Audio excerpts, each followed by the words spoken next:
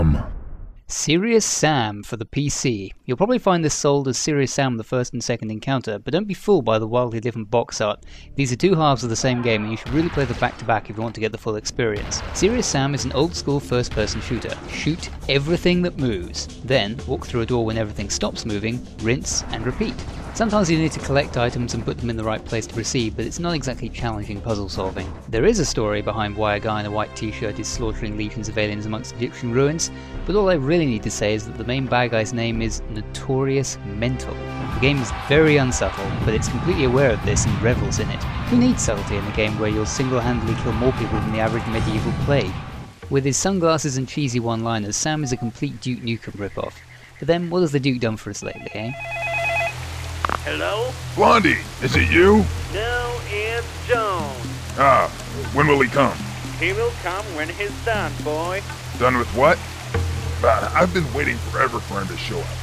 The real stars of the game are the enemies, which come in all shapes and sizes, including massive bull-like creatures, giant scorpions with Gatling cannons, and guys with bombs for hands which run towards you screaming, trying to blow you up.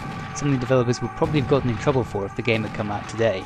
They're a real odd bunch, but by the time the game offers you the chance to shoot crowds of pumpkin-headed lumberjacks, you won't think twice about it. To help deal with these threats, Sam can store an impressive arsenal in his tight jeans, ranging from antique weapons like the revolver and carriage gun, to futuristic equipment like the laser cannon and rocket launcher. Many of the weapons get an upgrade over the course of Sam's adventure, and the second encounter introduces yet more hardware to try out, including a chainsaw and flamethrower. Look, Ma! I'm a lumberjack! They're all very satisfying to use, and you'll rarely run short on ammunition. Despite its age, the game still looks really good, in part because it was only supposed to look cartoony rather than realistic. The most impressive thing about the visuals are the truly epic draw distances thanks to the amazing Sirius engine on which the game runs. In the larger areas you can see enemies coming from miles away, although that might have something to do with them being a demon thousands of feet tall. Yeah, as boss battles go, the one at the end of the first encounter is a pretty impressive one. The game's also quite funny at times, Sam taking great pleasure in constantly breaking the fourth wall or making references to popular culture. Then there are the times where the game will make you question your own sanity. Some moments are just so bizarre that the only reasonable response is to shrug and continue killing everything. The only real criticism I have about the game is that it gets rather repetitive at times. When you walk into yet another open area dotted with Egyptian monuments, you pretty much know exactly what to expect. The areas you explore do become more interesting later on though, especially in the second encounter where you'll leave the desert behind and go into other cliched level locations like a jungle or snow area. Variety comes mostly in the form of the combinations of enemies the game throws at you. Some, like the clear skeleton, are best dealt with by waiting until they get close and blowing them away with a shotgun blast. Others, like the omnipresent suicide bombers, are clearly best kept at a distance. Throw in the larger enemies which mainly sit still and shoot balls of green slime at you, and you have some challenging areas where different tactics are needed to survive. There's also a ton of secret stuff to find, and you'll often see items just out of reach that you have to figure out how to get to. When playing through the game for the first time, I was continually amazed at the scale of the battles.